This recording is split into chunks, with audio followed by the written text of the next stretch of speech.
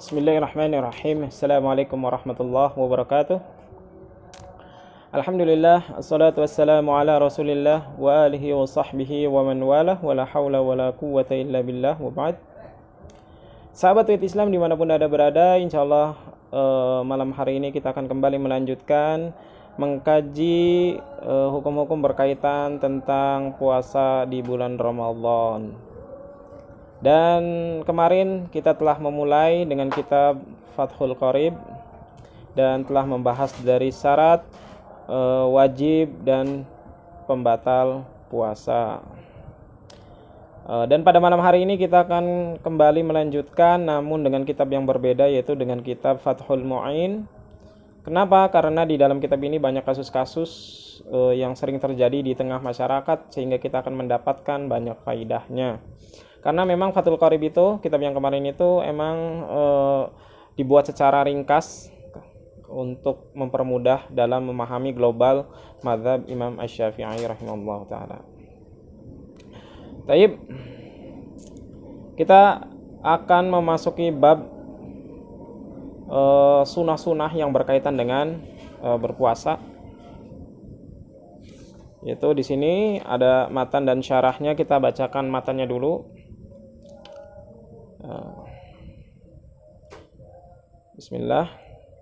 Wa sunna tasakhurun wa ta'jilu fitrin wa bi tamrin fama'in. Maka disunahkan itu makan sahur, dan disunahkan pula bersegera untuk berbuka, kemudian berbuka dengan tamar dan air, kurma lalu air.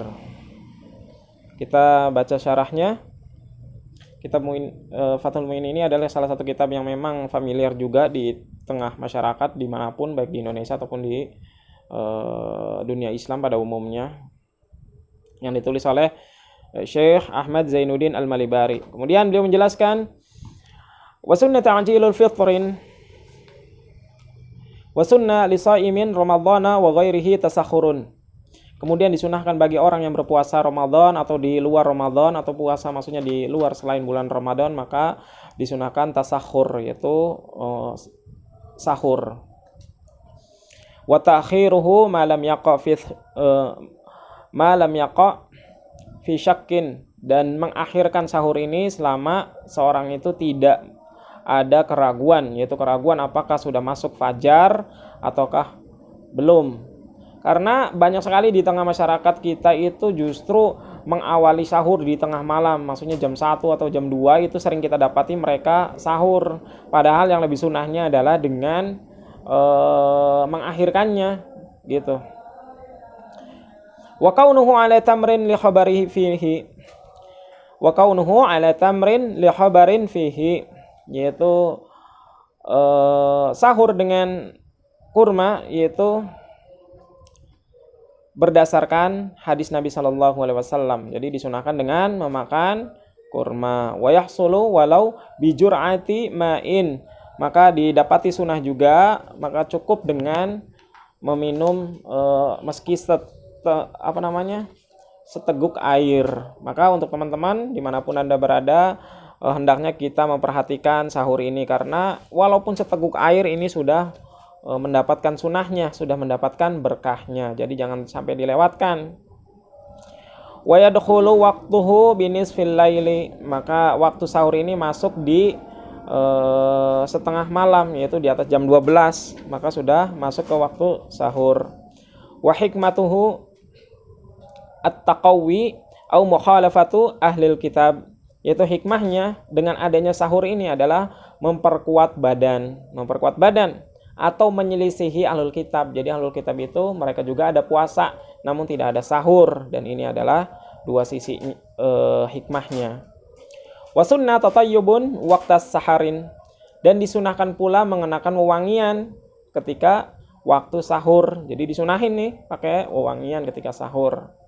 Wa sunna ta'jilu fitrin, dan diantara sunnah berpuasa juga adalah dengan menyegerakan untuk berbuka. Jadi ketika waktu berbuka maka segerakan untuk langsung membatalkan, bukan kita merasa sok kuat atau diundur-undur, nanti dientar-entarin. Justru sunahnya adalah dengan menyegerakan berbuka.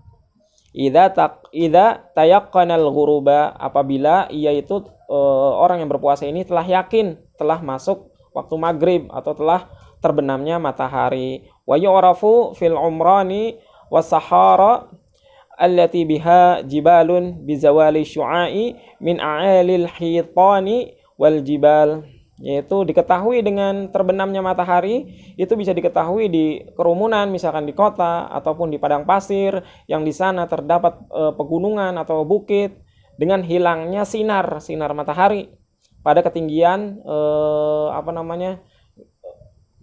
di dinding yang tinggi itu udah nggak ada sinarnya, atau di gunung itu udah nggak ada sinarnya lagi, maka ini sudah masuk bisa berbuka waktu maghrib. Wa taqdimuhu 'ala salati in lam yukhsha min ta'jilihi fawatal jamaah au takbiratil ihram, yaitu dengan menyunahkan, mendahulukan untuk berbuka ketimbang harus sholat maghrib dulu apabila tidak khawatir ketinggalan jamaah atau takbiratul ihram. Jadi segera untuk berbuka selama maghribnya itu, sholat maghribnya masih bisa diundur. Jadi langsung berbuka. Dan kita di bulan puasa, di bulan Ramadan biasanya memang maghribnya itu diundur sebentar, membiarkan para jamaah untuk berbuka terlebih dahulu. Wa kaunuhu bitamrin li amri bihi, yaitu berbuka dengan kurma sunahnya sebagaimana yang diperintahkan oleh Nabi. Wal akmalu an yakuna bi thalathin, ya sempurnanya itu dengan 3 kurma. Jadi 3 kurma untuk berbuka. Fa in lam yajidhu fa'ala hasawati ma'in walau min zamzam, dan apabila tidak mendapatkan kurma fa'ala hasawatin ma'in, maka hendaknya dia menenggak meminum air beberapa tegukan, walau min zamzam, meskipun dengan air zamzam. Nah, ada kasus nih, falau ta'arada ta'jilu 'ala al-ma'i wa ta'khiru 'ala at-tamri qaddama al-awwala fima istadharahu syekhuna. Dan sekiranya terjadi konflik bentrok nih, mendahulukan air daripada kurma, maka dahulukan yang pertama, yaitu dahulukan dahulukan air sebagaimana yang telah dijelaskan oleh syekhuna, yaitu guru kami, yaitu Ibnu Hajar. Jadi misalkan seorang mendapati air, kan sunahnya di sini diawali dengan kurma, kemudian dia mendapati air, kemudian datanglah kurma, maka dahulukan yang pertama, yang maksudnya adalah air untuk berbuka, lalu kurma. Wa qala aidan, kemudian dijelaskan juga, yadharu fi tamrin qawiyat syubhatuhu wa ma'in khaffat syubhatuhu annal ma'a afdal. Dijelaskan juga bahwasanya telah jelas bahwasanya kurma ini memiliki kekuatan syubhat yang lebih syubhat daripada syubhatnya air. Maka air itu lebih diutamakan untuk didahulukan. Maksudnya apa sih syubhat? Ya maksudnya itu tentang kehalalannya. Antara air dan kurma ini lebih syubhat kurma, karena air lebih gampang didapatkan. Kalau kurma itu kan ada prosesnya, bagaimana diperjualbelikannya, kemudian bagaimana didapatkannya, bagaimana sampai ke kita, itu syubhatnya lebih banyak ketimbang air yang lebih mudah. Maka di sini didahulukan air.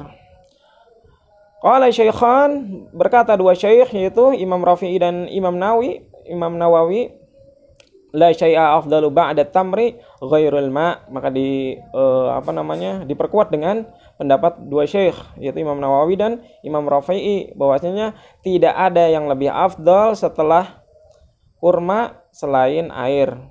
Maksudnya Imam 2 syekh ini lebih memilih pendapat lebih afdal untuk membuka dengan kurma terlebih dahulu ketimbang air. Jadi kurma baru air. Faqaulu Ar-Ruyani, maka berkata, adapun perkataan Ar-Ruyani bahwasanya al-halwa afdalu minal ma'i dha'ifun ka qauli al-adra'i az-zabibu akhut tamri wa innama dzakarahu litayassurihi ghaliban bil Madinah.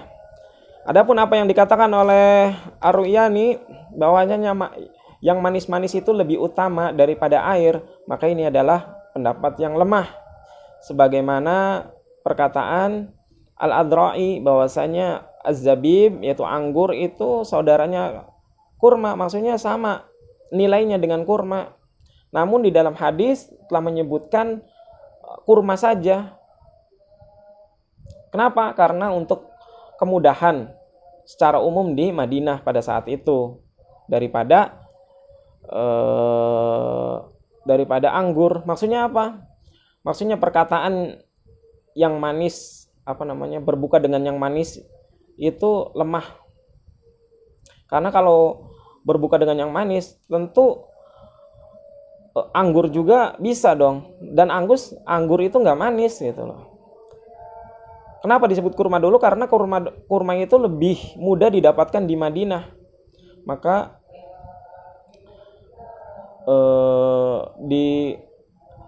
didahulukan dengan air. Wa yusannu an yaqula aqibal fitri, maka disunahkan pula ketika berbuka, setelah berbuka, yaitu dengan membaca doa Allahumma laka sumtu wa ala rizqika aftartu. Ya Allah, kepadamu aku berpuasa dan atas rezekimu aku berbuka. Nah, ini adalah ketika berbuka setelah makan kurma. Wa yazidu man aftara bil ma, dan ditambahkan bagi orang yang membatalkan dengan air, yaitu dengan doa dhahabadz dhama'u wa batallatil uruqu wa thabatal ajru insyaallah. Ini adalah doa ketika meminum air. Jadi teman-teman sesuai dengan artinya bahwasanya telah hilang rasa dahaga, telah basah kerongkongan, dan telah tetap pahala insyaallah.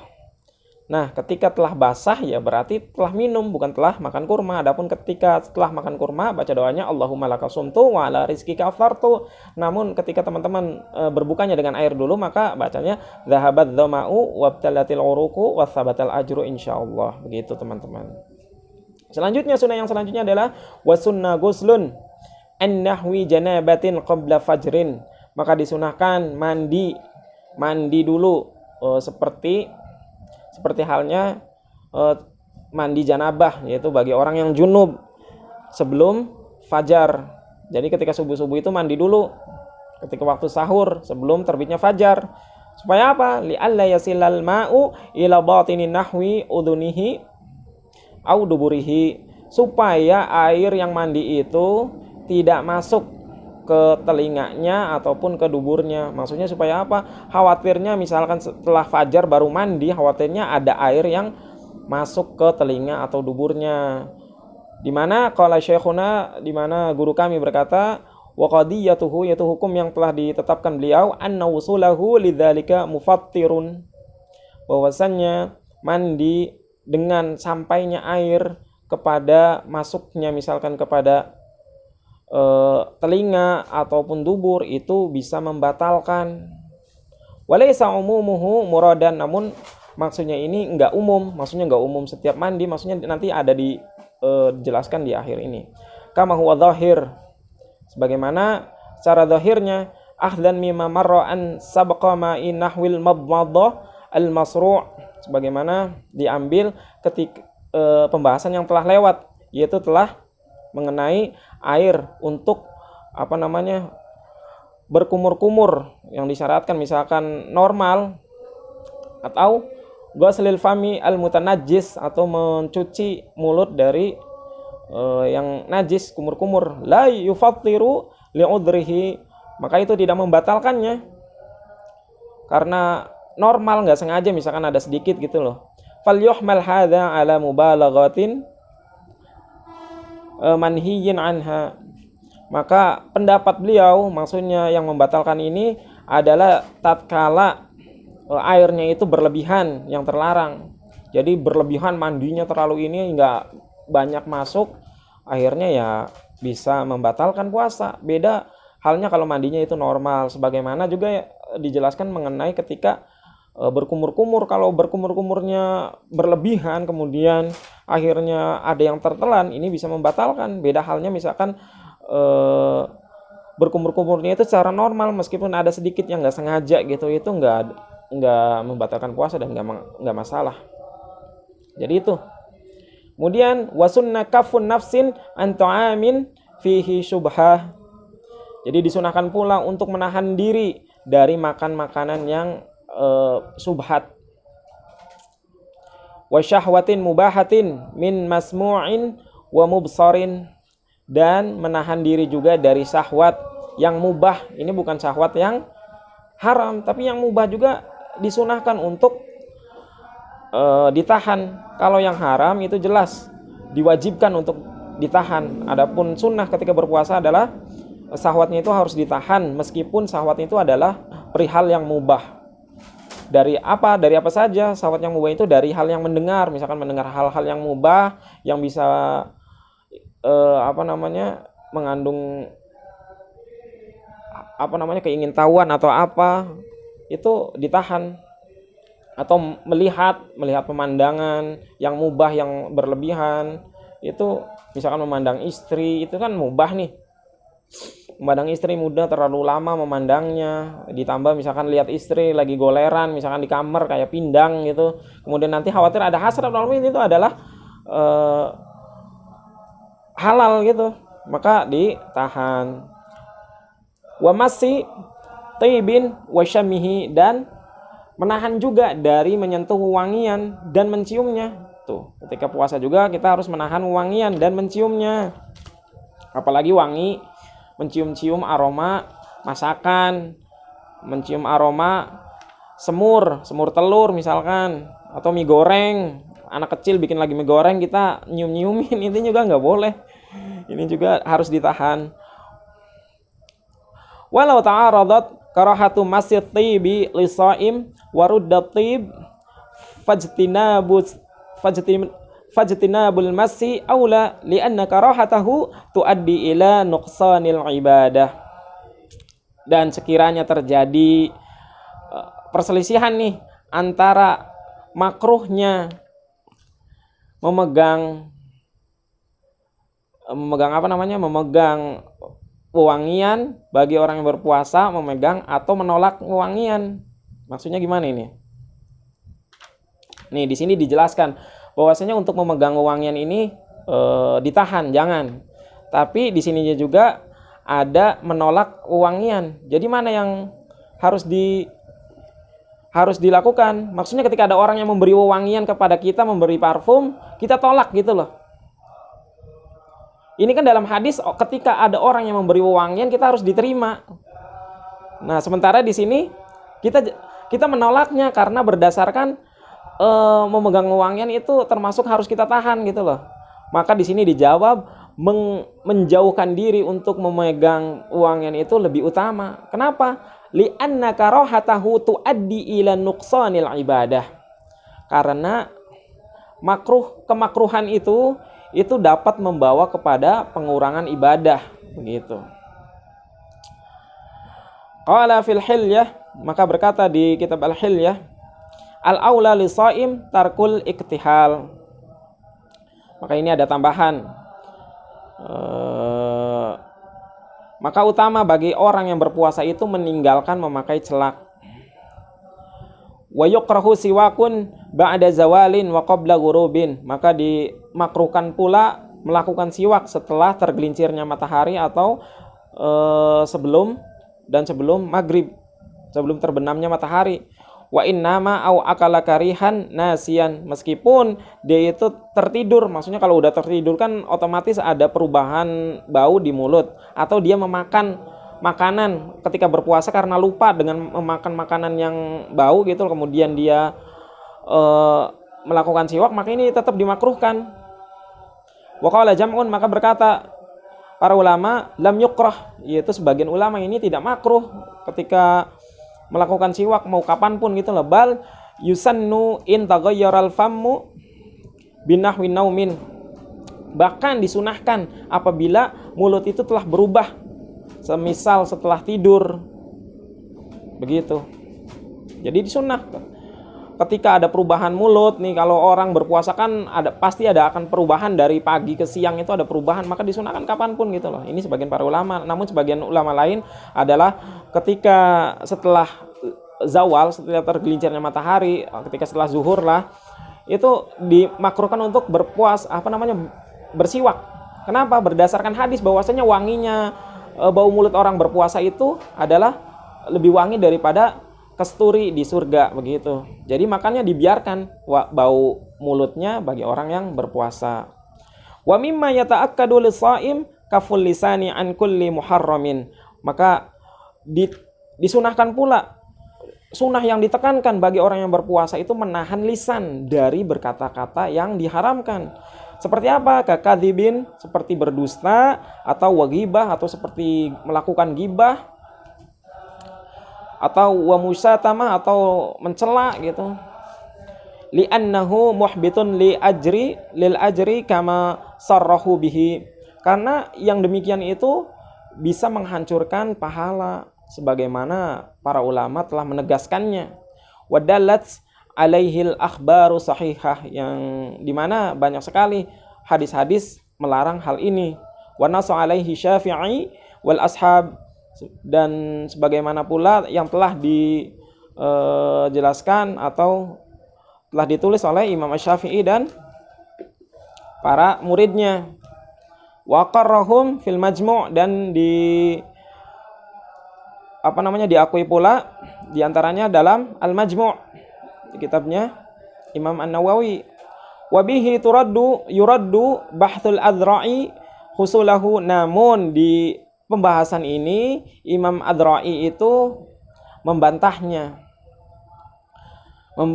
bahwasanya tetap dia itu mendapatkan pahala orang berpuasa. Wa alaihi ithmu ma'siyatihi, namun baginya itu mendapat dosa dari maksiat tersebut, yaitu dari gibah, dari berbohong, dari mencela gitu. Namun sebagian yang lain, ulama yang lain mengatakan waqala ba'dhum yabtulu aslu shaumihi. Ulama lain berkata bahwasannya puasanya ini batal. Wa huwa qiyasu madhhabi Ahmad fi salati fil maghsub. Yang demikian itu berdasarkan kias dari madhab Imam Ahmad dalam perkara salat di tempat maghsub, yaitu di tempat yang digosok, yang dirampas, maka salatnya pun batal.